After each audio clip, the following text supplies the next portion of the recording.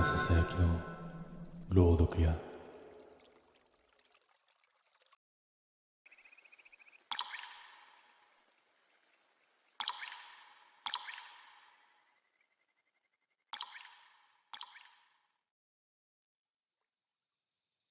その夜は残業で帰りが遅くなった。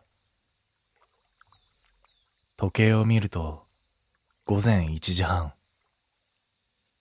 腹が減ってどうしようもなくなって、国道沿いのドライブインを探して車を走らせた。その夜は霧が出ていた。ヘッドライトに照らされた白い粒が確かに舞っていた。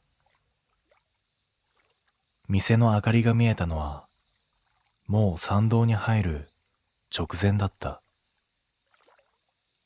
営業中と看板が灯っていた。でもこの時間にやっている店なんて見たことがなかった。中に入ると油の匂いと古い木の床、厨房の奥から湯気が上がり、カウンターには年配の男が一人無言で立っていた。メニューを開こうとしたが、何度めくってもカレーライスしか載っていないんだ。それでいいですか？低い声でそう言われ、俺はしぶしぶうなずいた。湯気の立つカレーがすぐに出てきた。ルーが少し焦げたような香りがして、スプーンを入れると湯気の中で銀色が揺れた。味は驚くほどうまかった。懐かしいというより、前に食べたことがある、そんなような味だった。食べ終わると男がレジにレシートを差し出した。500円です。古いレジの音がとなる。レシートを受け取ったとき、日付の欄が目に入った。平成25年10月2日。今は令和4年だ。一瞬印字ミスかと思った。けれど帰り道に後部座席からカレーの匂いがし続けていたんだ。平日の昼、気になって仕方がなくなった。夜に行ったあのドライブインを明るい時間に見てみたくなった。昼の国道は人も車も多い。霧もなく、あの夜の不気味さはどこにもなかった。だが目的の場所に着いた瞬間、思わずブレーキを踏んだ。そこには何もなかったんだ。いや、正確にはあった。けれどそれは焼け跡だった。黒く焦げたコンクリートの基礎、鉄骨がねじれ、風に錆びた匂いを放っていた。看板の残骸にはかすかにレストラン〇〇と文字が残っている。間違いなく昨日入った店だった。だがどう見ても営業どころか建物自体がもう存在していないんだ。俺は近くのガソリンスタンドに寄って店員に聞いてみた。あそこはね、もうだいぶ前に火事で焼けたんですよ。淡々とした口調だった。夜中にね、厨房から出火したみたいで、亡くなった方もいたらしいんですよ。俺は言葉が出なかった。だって、ポケットの中にまだ昨日のレシートが入っていたんだ。取り出してみると、くしゃくしゃになった紙に、ドライブイン、さくらと印字されている。ガソリンスタンドの男が、それを見て目を細めた。それ、懐かしいなあ。10年以上前のお店ですよ。そう言われた瞬間、指先から汗がにじんだ。確かに俺は昨日あの店に入った。あの男が出したカレーを食べた。湯気の熱もスプーンの重さも覚えている。なのに現実の世界にはあの店はもう存在していなかった。その晩、家に帰っても落ち着かなかった。コンビニの明かりもテレビの音もどこか現実味がなかった。食卓に座り、昨日のことを思い出そうとした。だが、思い返すほどにおかしい。カレーの皿の色も、スプーンの形も、どうしても記憶がはっきりしない。けれど、味だけは覚えていた。あの焦げたような香ばしい味。机の上にレシートを置いた。平成25年10月2日深夜2時13分。印字は消えかけていたが、間違いなく昨日の時間と同じ2時13分だった。嫌な偶然だと思いながら、スマホでドライブイン、さくら、火事と検索した。出てきたのは10年前の地方新聞の記事。深夜2時、ドライブインで火災。店主を含む2名が死亡。日付は平成25年10月2日。手の中でスマホが滑り落ちた。俺が食べた時間とその火事が起きた時間が全く同じだった。胸の奥が冷たくなる。もう一度あのレシートを見ようとした瞬間、テーブルの上にシミができているのに気づいた。レシートの下から油のような茶色い液体がじわりと広がっている。鼻を近づけると、あのカレーと同じ匂いがした。手を引いた瞬間、紙が勝手に裏返った。そこには文字が浮かんでいた。印字ではない。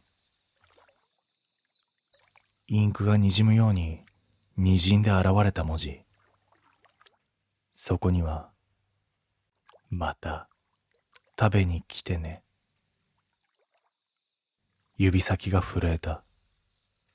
慌てて立ち上がった拍子に、部屋の隅に置いてあったゴミ袋がかさりと動いた。中を覗くと、昨日捨てたはずのカレーの皿が入っていた。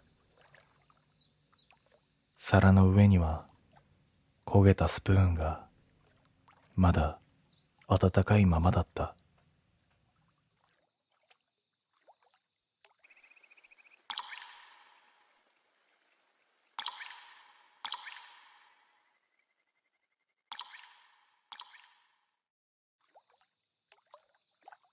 夜の国道を走るのが昔から好きだった。仕事帰りによる山間のドライブイン。小さな食堂と自販機だけの誰も気に留めないそんな場所。ただそこを通るたびにある違和感があった。そこにはいつも同じ車が止まっているんだ。白い軽ワゴン。ナンバーも窓の汚れ方も毎回全く変わらない。最初は店の従業員かと思ったが、店内の明かりが消えている時間でもその車だけはずっとそこにあった。深夜2時、霧が濃くヘッドライトの先が白く霞む夜。自販機の缶コーヒーを飲みながらふとその車を見た。窓ガラスがうっすらと曇っていて中は見えない。だがなぜか誰かがこちらを見ている気配がした。エンジンの音もない。でもまるで息を潜めたような生きた気配が漂っている。気がつけば手にした缶コーヒーの中身は冷めていた。通り過ぎようとしても視線が離せなかった。あの車はいつからあるんだ。去年の冬も夏の雨の日も確かに見た記憶がある。まるで俺の帰り道を待っているかのように。そう思った瞬間、ドアミラーがわずかに動いた。風もないのにほんの少しだけ角度を変えた。ライトが反射し、鏡面の中に一瞬俺の顔が映った。その顔は笑っていた。反射ではなかった。あれは俺の顔ではない。だって口が動いていたからだ。翌日の昼、どうしても気になってもう一度あのドライブインに行った。夜の印象とは違い、昼の国道は車も多く、どこか現実的だった。けれどそこにはやはりあの白い軽ワゴンがあった。同じ位置、同じ角度。昨日の霧の中で見た時と全く変わっていない。ただ違ったのは車体の表面にびっしりとついたホコリ。フロントガラスには何枚もの落ち葉が張り付いていた。つまりその車は動いていない。少なくとも長い間は誰も乗っていない。俺はゆっくりと近づいてみた。中を覗こうとした瞬間、胸の奥に重い不安が広がる。昨日の夜、窓に映ったあの顔がふと脳裏に浮かんだ。あれは自分の反射じゃなかったという確信が離れなかった。助手席側のガラス越しに中を覗いた。そこには灰色に変色したシートと破れたビニール傘。そして運転席のヘッドレストに小さな丸い跡があった。まるで何かが頭を持たせかけたような、そんな形。だが肝心の座席には何もなかった。埃をかぶったダッシュボードの上に古いレシートが一枚。そこにはドライブインの名前と日付が印字されていた。平成16年。俺は思わず息を飲んだ。もう20年近く前のものだ。なのに印字はくっきりと黒いまま。その時後方でカチンと音がした。振り向くと自販機のライトが一つだけついている。昼間の明るさの中で不自然に輝いていた。缶コーヒーのボタンが一つだけ赤く光っていた。押してもいないのに勝手にランプがついている。そこに印字されていた商品名はおかえりだった。俺はその夜眠れなかった。おかえりと光った自販機の赤いランプがまぶたの裏で点滅を繰り返していた。翌日もう一度だけ確かめようと夕方前にドライブインへ向かった。昼とは打って変わって空気が重く湿っていた。だが車はなかった。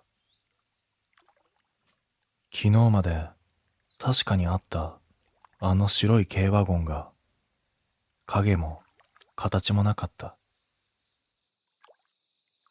置いてあったアスファルトにはタイヤの跡すら残っていない。ただ駐車していたはずの場所の地面が他よりもわずかに黒く濡れて見えた。しゃがみ込むとそこに小さな破片が散らばっていたんだ。白い塗装片のような薄い板状の破片。手に取った瞬間、指先にぬるい感触が残った。それは乾いた血のような、そんな色をしていた。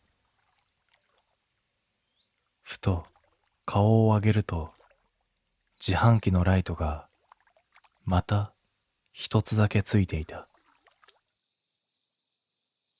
昨日と同じおかえりのボタン。しかし近づくとその文字は消えていた。代わりにボタンの透明部分の奥に白いものが浮かんでいた。それは人間の目だった。中からこっちを見ていた。カッと見開いたまま乾いていた。昨日あの車の窓越しに見えた顔と全く同じ目だった。俺は気がつけば足が震えていた。逃げ出そうとして振り返ったとき、店の裏手、薄い闇の奥に白い車が見えた気がした。エンジンはかかっていない。けれど運転席の窓にははっきりと映っていた。ハンドルを握る俺の姿が。そしてその口がゆっくりと動いた。おかえりと。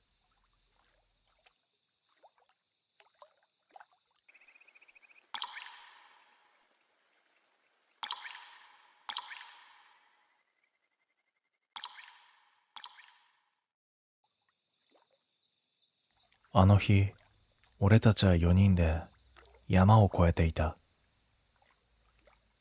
夜通しの釣り帰り。眠気をごまかすために国道を外れ、人気のない峠道を走っていた。時刻は午前1時を過ぎていたと思う。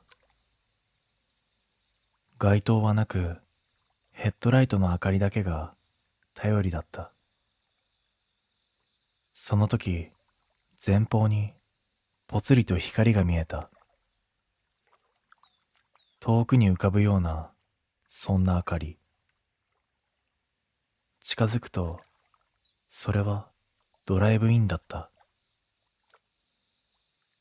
看板には、レストとだけ書かれていた。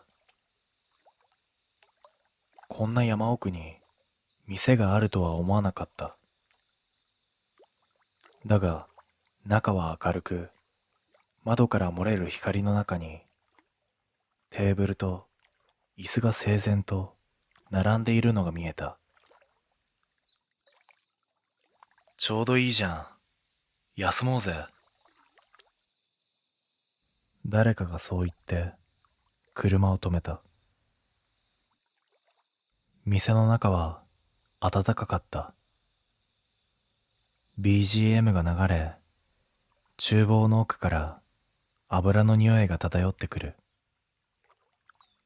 カウンターには老夫婦らしき二人が立っていた。無言で静かに頭を下げる。俺たちは席に着き、それぞれが適当にメニューを指さした。誰も喋らなかった。ただ、妙に心地よい眠気のような空気が流れていた。料理はすぐに出てきた。ハンバーグ、ナポリタン、味噌ラーメン。湯気が立ち、まるで出来たてのように熱い。だが、味は驚くほど普通だった。いや、普通すぎたんだ。一口ごとに懐かしい気分がこみ上げてくる。ふと周りを見渡すと、他の客はいなかった。広い店内に俺たち4人だけ。それなのに奥の方から笑い声がかすかに聞こえてきたんだ。なあ、今聞こえたか？誰も返事をしなかった。それどころか、仲間の一人はスプーンを持ったまま動かなくなっていた。その視線の先、厨房の奥の扉がゆっくりと開いた。そこに立っていたのは、店主と全く同じ顔の誰かだった。誰も声を出さなかった。厨房の奥にいたもう一人の店主は、こっちを見て動かない。その店主の目は黒い穴のように沈んでいた。やがて老夫婦が同時に頭を下げた。その瞬間、BGM が止まった。空気が凍りついたように重くなった。誰かが椅子を倒し、我に返ったように立ち上がった。俺たちは会計もせず、店を飛び出した。外の空気が妙に冷たく、山の向こうからかすかに鳥の声が聞こえていた。ドアを閉めた瞬間、後ろのガラス窓に映った店内は真っ暗だった。さっきまで明るかったのに。まるで一瞬で店そのものが消えたように見えた。俺たちは急いでエンジンをかけ、急いで山道を降りた。誰も口を聞かず、ただタイヤが砂利を噛む音だけが響いていた。15分ほど走って、ようやく街の明かりが見えた。コンビニの駐車場に入ったとき、助手席の仲間が小さくつぶやいた。飯食ってねえよな。振り返ると、後部座席にいた二人も同じ顔をしていた。あの店入ってないだろう。俺は意味がわからなかった。確かに俺たちは食べた。ハンバーグの湯気もナポリタンの匂いもまだ鼻に残っている。だが車内には皿もレシートもない。服の袖にも油の匂いはついていなかった。代わりに足元のマットに黒い土のようなものがこびりついていた。靴底から落ちたのかと思いきや、その土の中に小さな箸の先が埋まっていたんだ。銀色の金属製。ドライブインで使っていたやつと全く同じ。なあと声を出そうとしたが、その時車の後ろからチリンと鈴の音がした。誰も降りていないのに。振り返った窓の外、霧の向こうにぼんやりとレストの看板が光っていた。あの夜のことは誰も話したがらなかった。だがあれから数日後、俺はどうしても気になって再びあの道へ向かった。天気は快晴。昼間の峠道は穏やかで、夜の不気味さなんてみじんもない。だがどれだけ走ってもドライブイン、レストが見つからなかった。看板も建物の跡も何もない。代わりに道の脇に立っていた古い標識には白いペンキで雑に塗りつぶされた文字が残っていた。レスト。だがアルファベットの E だけが一文字抜けていた。それがやけに生々しかった。車を降りて辺りを見渡す。風の音しか聞こえてこない。なのになぜか鼻の奥にあの店で嗅いだ油の匂いがよみがえってきた。そして気づいた。助手席にコンビニの袋を置いたはずなのに、そこに誰かの手がかかっていた。青白く骨張った手。指が俺の方へとゆっくりと動いた。俺は反射的に顔を向けた。だが、そこには誰もいなかった。助手席は空っぽ。シートにだけ黒いシミが残っている。まるで何かが濡れたまま座っていたような跡。息を飲む間もなくスマホが勝手になった。画面には見知らぬ番号。